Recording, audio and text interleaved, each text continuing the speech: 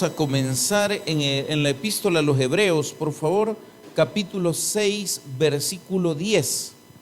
Hebreos, capítulo 6, versículo 10, y hemos titulado la meditación de esta tarde, Héroes desconocidos. Héroes desconocidos. De hecho, vamos a hablar en esta tarde de algunos personajes de la Biblia en los que hay bastantes cosas importantes que aprender, pero que casi nunca se predica de ellos, ¿verdad? Son de aquellos que han quedado por ahí como un poquito olvidados, digámoslo así, ¿verdad? Ya lo tenemos, mis hermanos, Hebreos capítulo 6, versículo 10. Amén. Vamos a leer la palabra del Señor, lo hacemos en el nombre del Padre, y del Hijo, y del Espíritu Santo, dice la Biblia. Porque Dios no es injusto para olvidar vuestra obra y el trabajo de amor que habéis mostrado hacia su nombre, habiendo servido a los santos y sirviéndoles aún. Oramos. Padre, te damos gracias, mi Dios, en esta tarde por tu amor, por tu bondad, por tu misericordia, por la oportunidad que nos das de estar en este lugar y de poder, Señor, alabarte, adorarte, hablar contigo y también aprender de tu palabra y de tu sabiduría. Te ruego que tomes control total y absoluto de todo lo que se diga en este mensaje, de tal manera que nuestros corazones sean edificados y tu nombre sea glorificado en cada uno de nosotros. En el nombre de Jesús te lo hemos pedido todo. Amén y amén. Pueden sentarse, mis hermanos. Casi siempre nos alegramos cuando hay alguna victoria, cuando hay algo bueno que se haya hecho y algo que sea digno precisamente de celebrar, ¿verdad? Lo que a veces no nos damos cuenta es que detrás de cada éxito o detrás de cada celebración siempre hay algunos héroes desconocidos. ¿Y a quiénes me refiero? A aquellos que ayudan, a aquellos que empujan, pero que no son visibles para todas las demás personas. Y esos no significa que se van a quedar sin recompensa, porque si bien es cierto, hay muchos héroes, digámoslo, desconocidos para nosotros, pero para Dios no son desconocidos, ¿verdad? Porque Dios ve la obra, la intención y lo que cada uno de nosotros hace, independientemente del aplauso o de la mirada de la gente. Y fíjese que en ese sentido es bueno tener claro y tener conciencia sobre esto, porque a veces pareciera que lo más importante es que la gente nos admire, que la gente nos vea, que la gente nos aplauda o que la gente nos agradezca por cosas que nosotros hacemos. Y al final lo más importante no es eso. Lo más importante es que aquellas cosas que nosotros hagamos para la obra de Dios sean simple y sencillamente hechas con un corazón que adora a Dios, con un corazón dispuesto, sin importar absolutamente nada de las demás personas. Por ejemplo, si nosotros hacemos un favor, mis hermanos, deberíamos estar esperando alguna recompensa de eso que hemos hecho. No, ¿verdad? Porque al final nosotros tenemos que hacer bien a las personas, independientemente si nos agradecen, si nos devuelven el favor o pase lo que pase. O sea, nosotros simplemente estamos obligados a hacer el bien que necesitamos. El versículo que acabamos de leer, a mí me gusta mucho, lo voy a leer otra vez, y dice: porque Dios no es injusto. Dios no es injusto, Dios es justo. Y esto significa que Dios retribuye a cada quien de acuerdo a lo que cada quien haya hecho. ¿Estamos aquí, mis hermanos? Entonces, aquí es donde viene una cosa interesante. ¿Qué hemos hecho? ¿Qué estamos haciendo? Porque en algún momento de la vida vamos a desear nosotros obtener algún resultado, recibir alguna recompensa, cosechar algún fruto o alguna cosa de estas. Dios no es injusto para olvidar la obra que cada uno de nosotros haya hecho, pero Dios no es injusto tampoco para poder por decir así, premiar a aquellos que definitivamente no han hecho nada. ¿Estamos aquí? O sea, el versículo es muy bonito desde el punto de vista donde nosotros lo vemos, pero recuerde que esto también tiene otra cara, por decirlo así. Una cosa es que Dios no es injusto y no se olvida la obra y el trabajo de amor que nosotros hayamos hecho y recompensa por las cosas que hacemos. Pero ahora viene la pregunta, mi hermano, ¿y qué recompensa nos puede dar Dios si nosotros no hemos hecho nada? ¿Sería justo que Dios nos dé recompensa cuando nosotros no hemos hecho nada? Esto es exactamente igual que la ley de la siembra y la cosecha. El que siembra, cosecha. Y el que no siembra, no cosecha. ¿Por qué no cosecha? ¿Porque Dios es justo o porque Dios es injusto? No, por ninguna de las dos cosas. Simple y sencillamente porque no hemos hecho lo necesario para poder esperar la recompensa. Así es que, mis hermanos, estamos en el año 16, día 2 para ser exactos, ¿verdad? Porque el aniversario, la fecha exacta del aniversario es 4 de julio, día 2. ¿Qué vamos a hacer de aquí en adelante? A mí no me gusta mucho estar pensando en el pasado, estar pensando en que mire, es que nos equivocamos en esto. Ok, véalo, haga lo que usted quiera con el pasado, pero piense en lo que vamos a hacer de aquí en adelante. Aquí hay una promesa muy bonita donde nos dicen, Dios no se va a olvidar de la obra y el trabajo de amor que cada uno de nosotros haya hecho en cualquier momento de nuestra vida. Siempre Dios dará una recompensa para aquellos que trabajan, para aquellos que sirven a las demás personas sin esperar nada a cambio. Voy a leer el versículo y lo haré completo ahora. Dice la Biblia, porque Dios no es injusto para olvidar vuestra obra y el trabajo de amor que habéis mostrado, oiga esto, hacia su nombre. La motivación por la cual nosotros servimos y trabajamos en la iglesia es por amor al nombre de Dios, quien por amor a nosotros fue a la cruz y entregó su vida para que nosotros pudiéramos ser salvos. ¿Estamos aquí? ¿Qué es lo menos que puede esperar Dios de cada uno de nosotros? Lo menos que Dios puede esperar se llama agradecimiento. ¿Y cómo mostramos agradecimiento? A Dios no le hace falta nada, mi hermano. Por eso no podemos llegar y decirle, Dios, aquí te traigo esta cosa. Dios quiere, dice la Biblia, adoradores que le adoren en espíritu y en verdad. Y el mayor acto de adoración de todo cristiano, yo lo he dicho aquí en múltiples ocasiones, es la obediencia. Entonces, ¿qué quiere Dios? Gente que agradezca, que se mueva, que entre en la dinámica del reino, que cambie su perspectiva de vida en este sentido. Muchas veces tomamos como prioridades nuestras cosas materiales, nuestras cosas terrenales, nuestros propios intereses temporales y se nos olvida la obra de Dios. ¿Estamos aquí, hermano? Amén. Ok, que no se nos olvide. ¿Por qué? Porque dice la Biblia que hay que buscar primeramente el reino de Dios y su justicia. ¿Cuál es la justicia de Dios? Acabamos de ver un ejemplo. Dios no es injusto para olvidar la obra y el trabajo de cada uno de nosotros. Amén.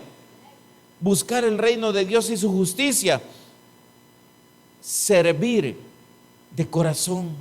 Servir de manera desinteresada. Colaborar, apoyar en la obra de Dios para que almas se salven. Eso es una obra de amor y que tendrá en un momento determinado su recompensa, y quizás las mayores recompensas vienen justamente de ese trabajo, porque esa es el razón de ser de la iglesia. La iglesia no es solamente para que nos reunamos los que ya recibimos a Cristo. La iglesia es para que nos reunamos, adoremos, aprendamos, crezcamos, convivamos, pero para que luego podamos ir a buscar y a que Dios salve lo que se ha perdido. ¿Estamos aquí? Entonces, esta es la dinámica del reino. Mas buscad primeramente el reino de Dios y su justicia, y las cosas por las que nosotros peleamos, luchamos todos los días, serán añadidas. ¿Cuántos creen esa palabra? A veces decimos que sí lo creemos, y yo estoy seguro de algo. Si creyéramos de verdad esta palabra, le dedicaríamos más tiempo a Dios, le dedicaríamos más tiempo a su obra. ¿Y sabe por qué? Porque el que practica estas cosas ve los resultados de la promesa de Dios. Y cuando vemos los resultados de la promesa de Dios, hermano, todo cambia, ¿verdad? ¿Por qué? Porque Dios bendice, dice la Biblia, más abundantemente de lo que nosotros le pedimos. ¿Estamos aquí? Pero a veces nosotros llegamos como cristianos incluso a decir, hermano, es que si yo no trabajo no como. Eso no es verdad.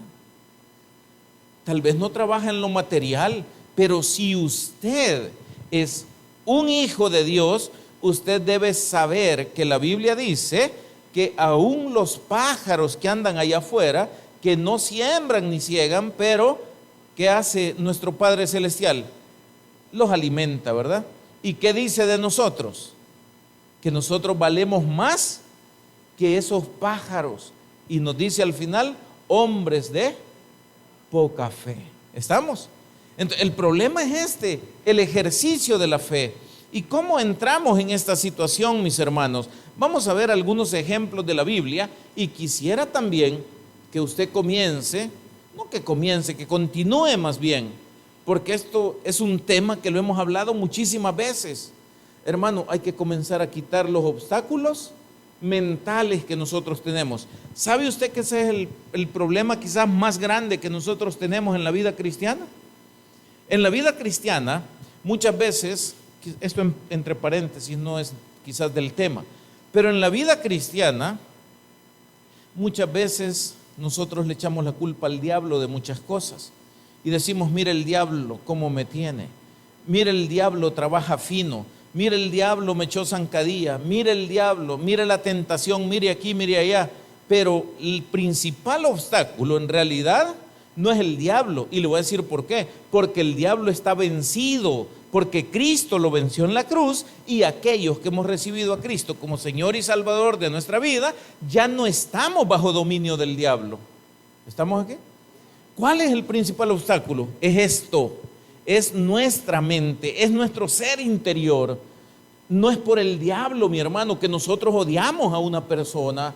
No es por el diablo que nosotros sentimos miedo de cambiar del estado en el que hemos vivido todo el tiempo a un estado en el que Dios quiere que entremos en una dinámica diferente. No es el diablo, somos nosotros, porque no queremos dejar la comodidad, porque simple y sencillamente tenemos vergüenza de alguna cosa que nos pueda pasar. Tenemos mil cuestiones, pero al final, ¿de dónde vienen todas esas? De nuestra mente. ¿Estamos aquí? Entonces, ese es el primer obstáculo que nosotros tenemos que ir quitando, y tenemos que tener un poco más de valor. ¿Y a qué me refiero con esto? Tener más valor es tener la determinación de creerle a Dios.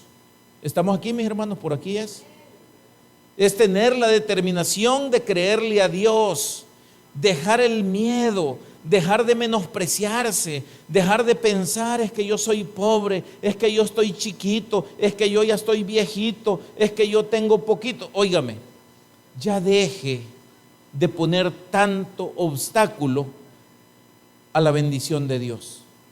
A Dios no le interesa si usted tiene poquito o tiene bastante. A Dios no le interesa si usted está viejito o está pequeñito, recién nacido. Dios usa niños y usa viejos también. Si no, mire para adelante. Entonces, ¿qué hace Dios? Él hace según su voluntad, y no es cuestión de edades. Y no es cuestión de que, no, es que a los que tienen dinero sí, no. Dios no usa gente con dinero o gente pobre. Él usa el que tiene un corazón dispuesto, tenga o no tenga dinero. ¿Estamos aquí?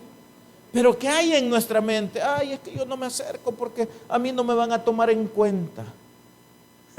¿Sabe usted que hace tiempo, allá en la iglesia, en el tabernáculo de Ilopango, alguien decía, porque era uno de los que predicaban ahí habitualmente, decía, no, si yo ya sé que va a llegar un momento en el que a mí ya no me van a dar espacio para predicar. Y le digo, ¿por qué dice eso usted? No, pues sí, por tanta gente preparada que hay ahora, que seguramente es a ellos a quienes les van a dar el espacio para predicar. ¿Sabe qué? Sí se cumplió, porque él tenía esa fe. No, es que eso se vuelve fe. ¿Qué es la fe, pues? La certeza de lo que se espera. ¿Y él qué esperaba? ¿Estamos aquí? Lo que pasa es que a veces no vemos la fe desde esa perspectiva. ¿Qué es lo que usted cree que va a pasar con usted de aquí en adelante? Ay, es que a mí siempre me va mal. ¿Ah? Le va a ir mal, hermano. ¿Usted cree que no? Claro que sí. No, es que a mí ya va a ver que no me van a tomar en cuenta. No lo van a tomar en cuenta. Porque usted va a estar arrinconado, escondido, y cuando lo llamen se va a agachar para que no lo vean. Porque eso es lo que hay, ¿a dónde? En nuestra mente. Entonces, cuando yo le hablo de renovar la mente, es que hay que quitar esos obstáculos. ¿Qué es lo que dice la Biblia que debemos ser, mi hermano? ¿Gente negativa o gente positiva? Es fácil. En Cristo somos más que vencedores. ¿Qué me está diciendo Dios? Que quite mis pensamientos negativos porque yo soy vencedor en Él. Pero nosotros tomamos la promesa y la guardamos en la bolsa. No, esa es para que usted se la ponga y se le vea. Es para que se le vea lo vencedor. Amén. Y sabe usted que a veces para ser vencedor hay que ser metido. No, hablando en serio. Yo no sé en qué momento con mi hija cambió su manera de comportarse. Y de repente, mira, anda tal. Ay, no, yo no. Ah, no vas a ir. No, vaya pues. ¿A quién le interesa? A vos, ¿sí? Pero mira, tráeme. No voy a traértelo. Anda y pedilo si te interesa. ¿Por qué, mi hermano? Es que no podemos ser así. Yo no sé si usted ha visto gente que tal vez están repartiendo algo y dice, hey, yo quiero más. Anda y pedí. No, anda vos por mí. No, si yo estoy conforme con lo que yo tengo. Amén. ¿Quién tiene más hambre? Vos, entonces anda vos. ¿Estamos aquí? Yo le pregunto, ¿cuántos de los que están aquí tienen hambre y sed de Dios? Entonces no ande buscando madrina para venir a la iglesia. ¿Estamos aquí? No, hermano, ¿y usted va a ir hoy? ¿Qué le importa? Usted véngase. ¿Por qué? Porque el que tiene hambre y sed es usted. El que necesita la bendición, ¿quién es? Usted. ¿Estamos aquí? ¿Qué le dijeron a Josué, mi hermano? Esfuérzate y sé valiente. Pero es que tengo pena. El valiente, aunque con un poco de penita, va a llegar y le va a decir, hermana, disculpe, y no le sobra un pedacito. ¿Ah? ¿Estamos aquí? Y si hay, ¿qué cree que le van a decir? Que sí, vaya, tome, coma. Pero a veces tenemos esos obstáculos mentales. ¿Ya? Hay que quitarlos. Vamos a ver el primer ejemplo porque el paréntesis se nos hizo bastante largo. ¿Quiénes de ustedes conocen a un hombre en la Biblia? Le comenté que íbamos a hablar de casos que casi nunca se predican o se leen, ¿verdad? Que se llama Ebed-Melech. Y me va a decir usted, ¿y en cuál Biblia está? En la misma que usa usted. Ebed-Melech. ¿Sí? ¿Le suena? Ok, vamos a ver. Ebed-Melech era un hombre etíope. O sea, este no era del pueblo de Israel, pero hizo algo bastante interesante. ¿Cuántos se acuerdan de la historia del profeta Jeremías? Estoy hablando a los que ya están viejos de estar en la iglesia. ¿Cuántos se acuerdan quién era el profeta Jeremías y cómo fue su vida? Hubo un momento en la vida del profeta Jeremías.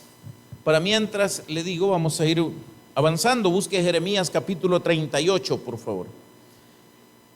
Jeremías capítulo 38, versículo 7. Jeremías 38, 7. Pero para mientras usted llega, le cuento.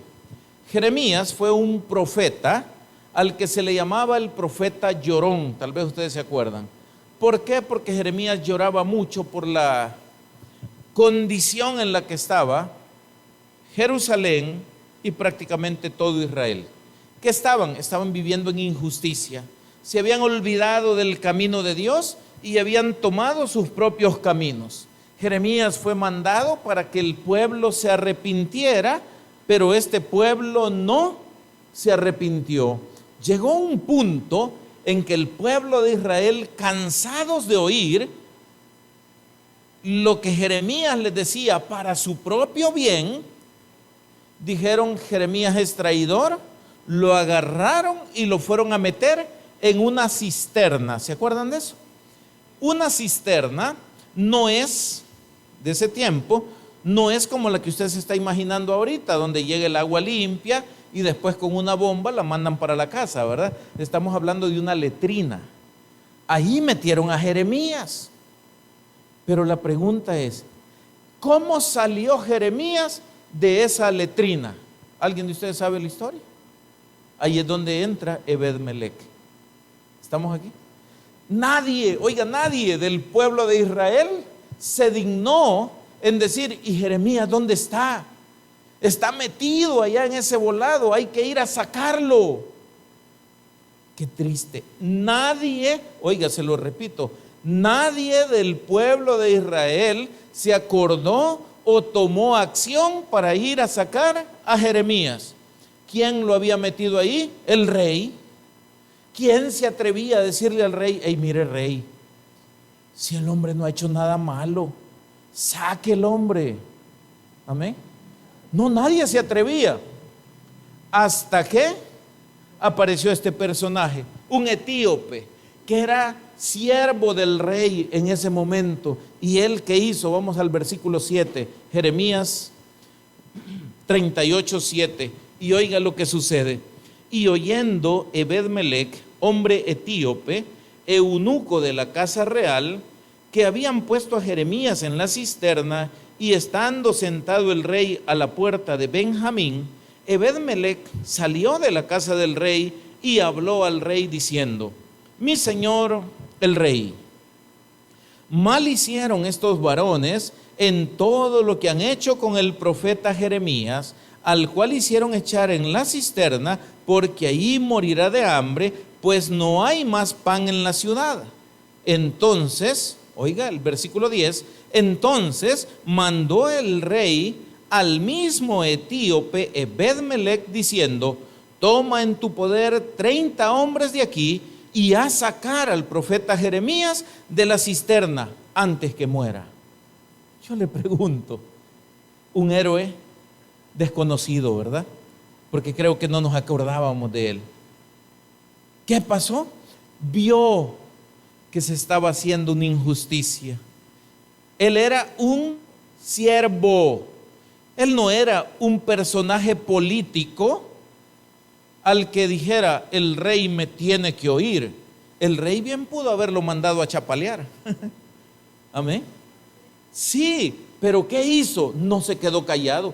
Tuvo el valor de ir y decirle: rey, lo que han hecho con este hombre está mal, no es bueno, se le va a morir ahí, y lo han metido por una causa injustificada. Óigame, como que dijera usted: la sirvienta me quiere venir a dar órdenes. Es que no importa. Cuando se trata de la justicia, usted debe ser valiente y no podemos quedarnos callados ante la injusticia que muchas veces se da delante de nosotros. ¿Y qué es lo que hace este? Va y le dice al rey la verdad que en ese momento, y de buena forma por supuesto, la verdad que el rey necesitaba saber. ¿Para qué? Para que el profeta pudiera ser sacado de la situación donde estaba. Le pregunto yo, ¿qué hacemos a veces nosotros? Como no es conmigo, no importa, ¿verdad? Pobrecito fulano, ahí se murió. Y tal vez podíamos haber hecho algo.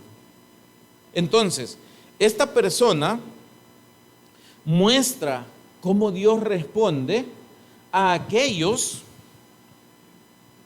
que no se complacen en la injusticia, sino que buscan, en todo caso, que el bien prevalezca.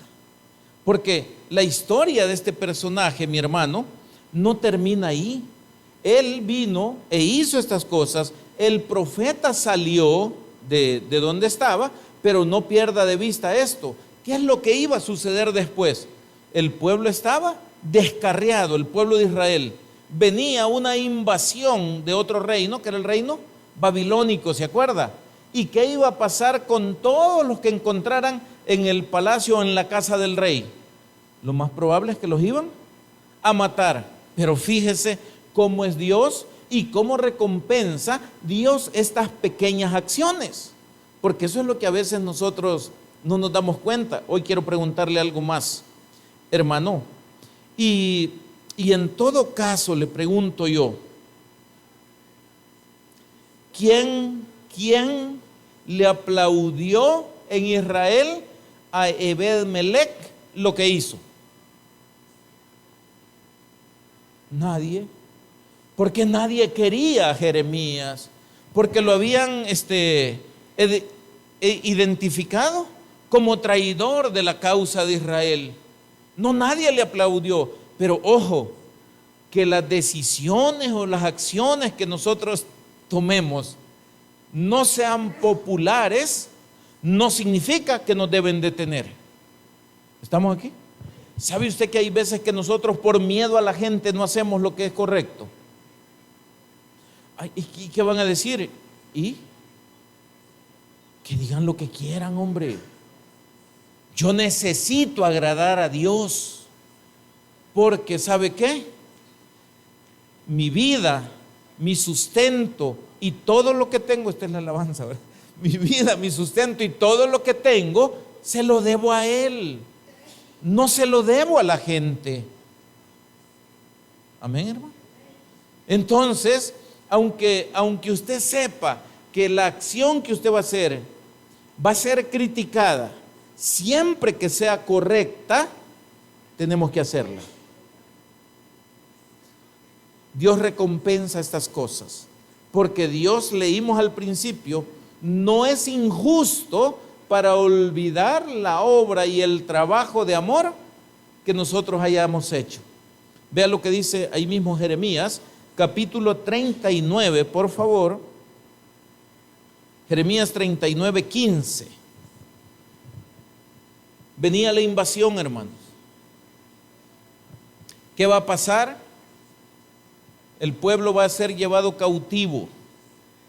Por lo general, a los que estaban en puestos de autoridad tendrían que haber sido muertos.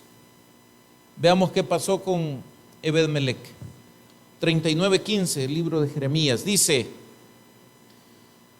y había venido palabra de Jehová a Jeremías, estando preso en el patio de la cárcel, diciendo: ve y habla a Ebed-Melech etíope, diciendo. Oiga esto qué bonito. Dios le habló ¿a quién? A Jeremías. Pero ahora le está diciendo: mira, dentro de todo el pueblo de Israel, quiero que le lleves un mensaje directo a un extranjero. Esto, para los judíos, esto es, como decimos nosotros, como una patada en el hígado. ¿Cómo es posible que yo, siendo israelita, Dios no me hable, pero le mande a hablar a un gentil? ¿Estamos aquí? Eso es como cuando nosotros decimos: ¿y cómo es posible que aquel inconverso haga cosas mejores que yo? Y las hacen mejores que nosotros a veces. Y debería ser vergüenza para nosotros. Bueno, sigamos aquí. Dice la Biblia, diciendo, versículo 16: ve y habla a Ebed-melech etíope diciendo: así ha dicho Jehová de los ejércitos, Dios de Israel: he aquí yo traigo mis palabras sobre esta ciudad para mal y no para bien, y sucederá esto en aquel día en presencia suya. Versículo 17. Me voy a detener un poquito aquí. Dice aquí yo traigo mis palabras sobre esta ciudad. Esta es la profecía que ya había sido dada, en la que se decía que el pueblo de Israel iba a ser llevado cautivo. Lo que está diciendo es: esto se va a cumplir. Pero luego dice en el 17: pero en aquel día, oiga esto qué bonito, pero en aquel día yo te libraré, dice Jehová, y no serás entregado en manos de aquellos a quienes tú temes. Va. ¿A dónde fue a parar el pueblo de Israel, hermano? Al cautiverio. El rey de Israel muerto. Y Ebed-melech, pregunto, ¿fue al cautiverio?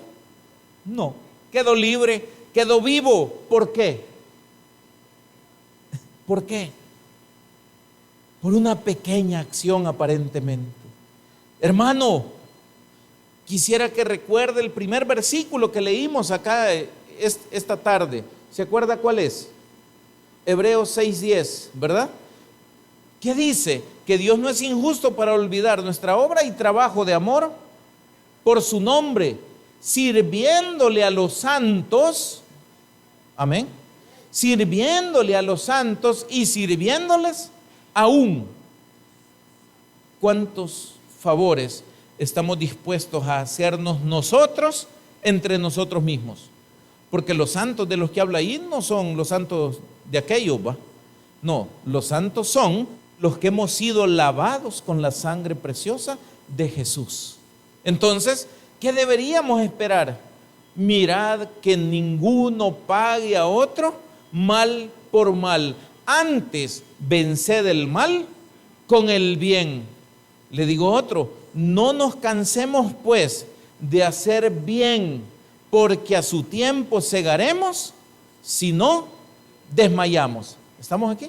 Entonces, a veces parece que hay cosas chiquitas que nosotros hacemos y decimos: pues nadie se dio cuenta, nadie nos dijo gracias, nadie aplaudió, caímos mal por lo que hicimos. Pero Dios, lo voy a decir de esta manera, en su libro de registros puso ahí: este hizo tal cosa y como recompensa le daré esta otra. ¿Estamos aquí, mi hermano? ¿Verdad que no nos acordamos de Ebed-melech? Quizás ni lo habíamos oído mencionar en la Biblia. Un hombre que tuvo una acción justa, que tuvo la valentía de hacer lo bueno en un ambiente de maldad y que recibe una tremenda recompensa. ¿Qué podemos hablar? ¿Se acuerdan ustedes de un personaje en la Biblia que se llama Jael? ¿Quién será Jael? Pero hay varias niñas por ahí, ¿verdad?, que se llaman así. ¿Y por qué les pusieron así? Pues por el nombre bíblico. Jael era una mujer del pueblo de Israel, ¿verdad? Mentira. ¿O sí? ¿A quién conoce a Jael? Bueno, veamos quién era Jael, ¿les parece? Ok, veamos quién era Jael. Vamos al libro de los Jueces, por favor. Jueces capítulo 4 y vamos a ver del versículo 17 en adelante. Jueces 4, 17. Vea esta historia, es interesante. ¿Qué es lo que sucede? El pueblo de Israel estaba luchando en ese momento contra los filisteos. Esa fue una lucha que usted se acuerda, bien larga, ¿verdad? Vea lo que dice aquí. Y Sísara huyó a pie a la tienda de Jael, mujer de Heber Ceneo, porque había paz entre Jabín, rey de Hazor, y la casa de Heber Ceneo. Y saliendo Jael a recibir a Sísara, le dijo: ven, señor mío, ven a mí, no tengas temor. Y él vino a ella, a la tienda, y ella le cubrió con una manta. Y él le dijo: te ruego me des de beber un poco de agua, pues tengo sed. Y ella abrió un odre de leche y le dio de beber y le volvió a cubrir. Primer lección. No, mejor no les voy a decir cuál era, que se van a enojar conmigo. No le crea ¿a quién? Bueno, sigamos la lectura. Versículo 20. Y él dijo: estate a la puerta de la tienda, y si alguien viniere y te preguntare diciendo: ¿hay aquí alguno?, tú responderás que no. Le cuento. El que llegó ahí era amigo de ellos, pero era enemigo de Israel. De hecho, estaban en la batalla en ese momento, y por las circunstancias de la batalla, este personaje salió huyendo, y detrás de él venía uno de los jueces de Israel, tal vez usted se acuerda, que se llamaba Barak. Entonces, ¿qué sucede? Que buscando refugio, fue a parar a la tienda de esta mujer.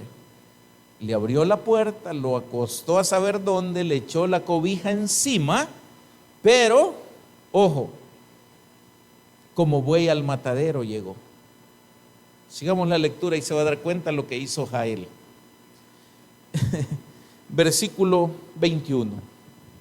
Pero Jael, mujer de Heber, tomó una estaca de la tienda y poniendo un mazo en su mano, se le acercó calladamente y le metió la estaca por las sienes y la enclavó en la tierra, pues él estaba cargado de sueño y cansado.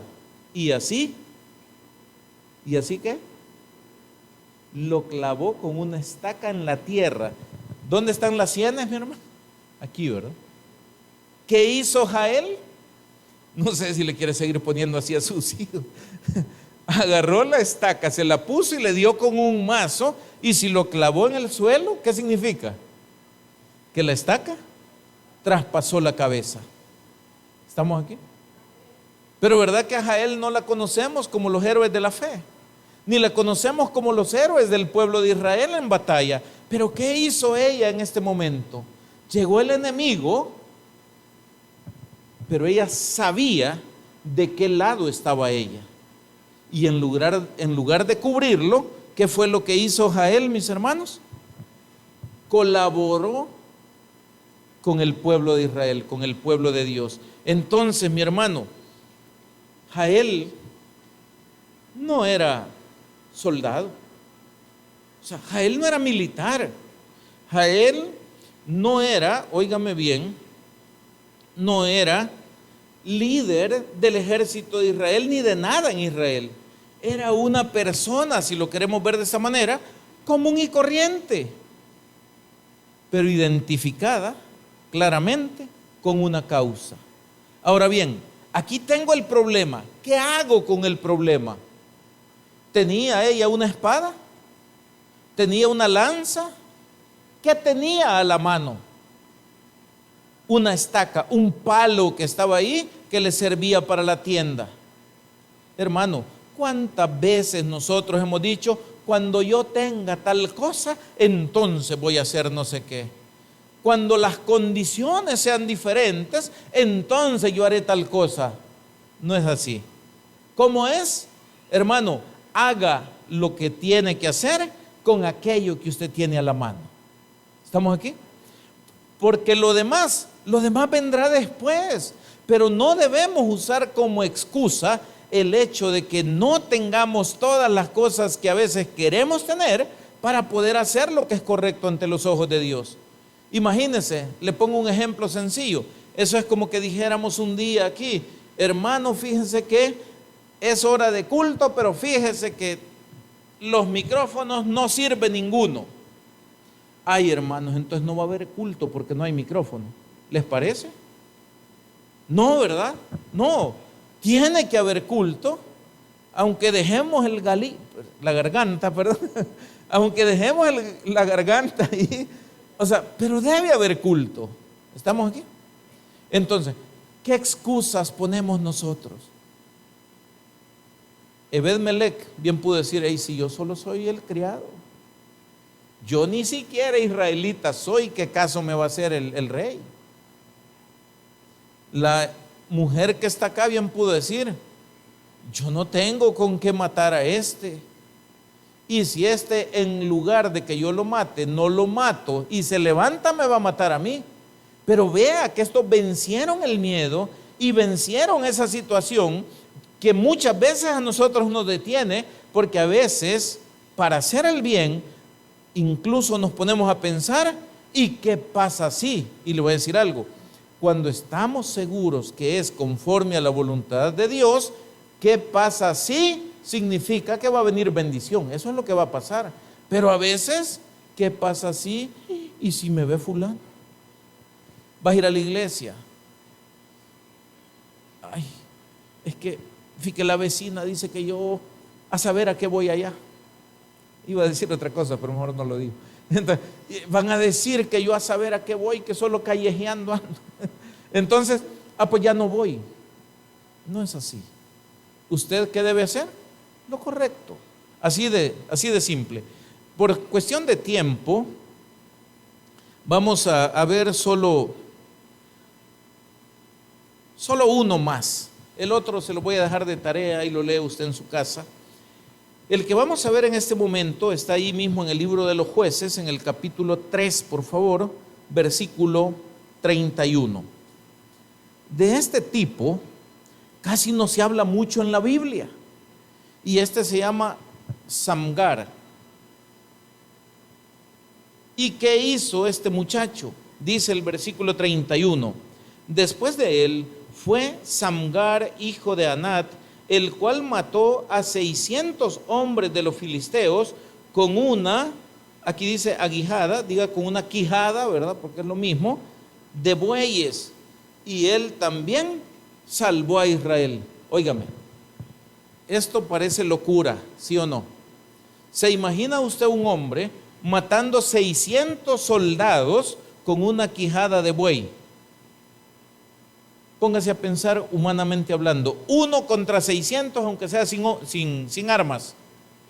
¿Qué posibilidad tiene de vencer?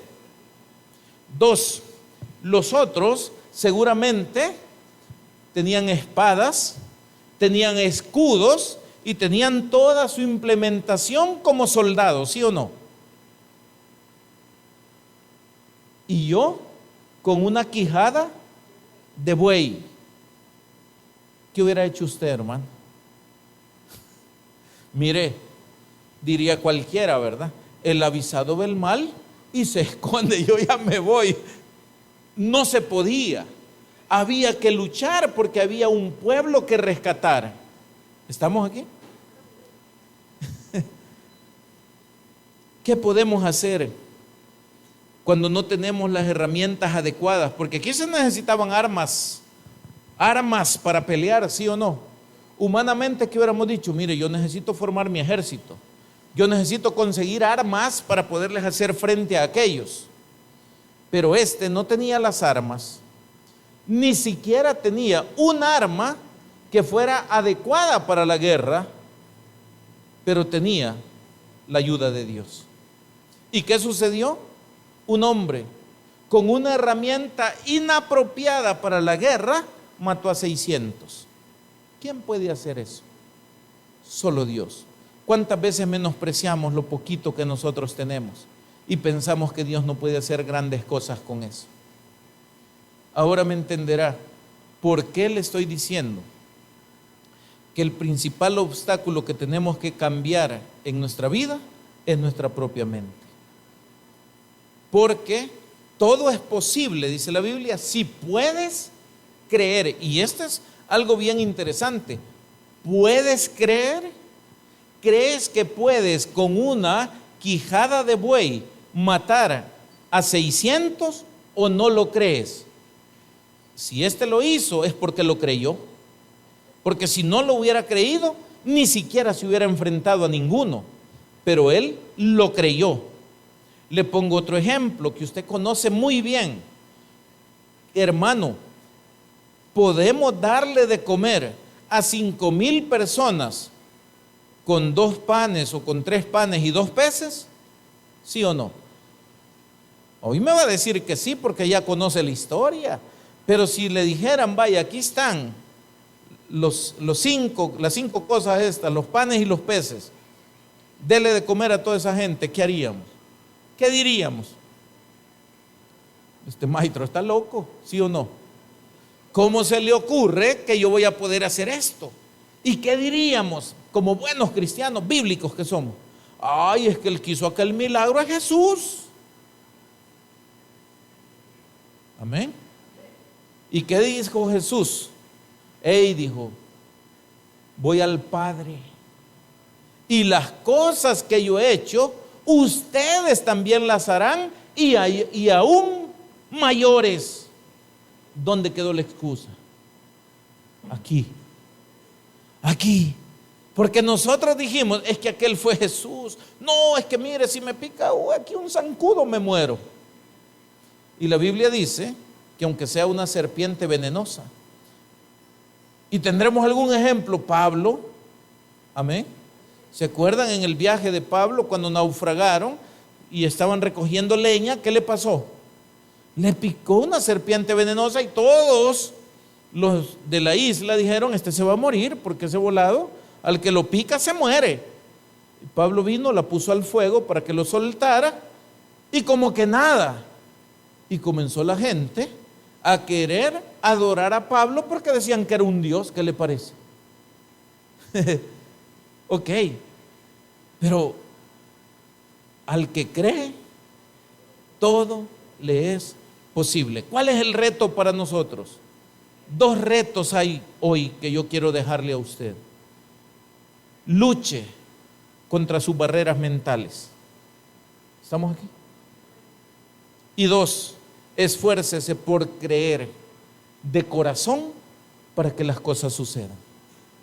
¿Cómo luchamos con las barreras mentales que tenemos hasta hoy? ¿Tiene usted una idea de cómo hacer esa lucha? Porque si no, solo nos vamos a quedar con la idea de que hay que luchar con algo, pero no sabremos cómo. Es sencillo